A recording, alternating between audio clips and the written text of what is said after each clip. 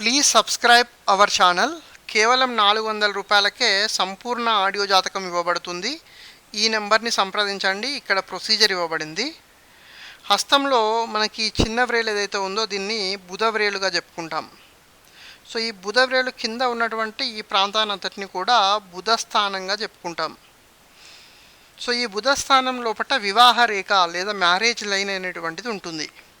So ఈ వివాహ రేఖ అనేటువంటిది సన్నగా ఉండి లోతుగా ఉండి బుధ స్థానంలోకి ఈ విధంగా చొచ్చుకొని కనుక వస్తే ఇటువంటి వ్యక్తులు హ్యాపీ అండ్ సక్సెస్ఫుల్ లైఫ్ని అంటే మ్యారీడ్ లైఫ్ని లీడ్ చేయడం జరుగుతుంది.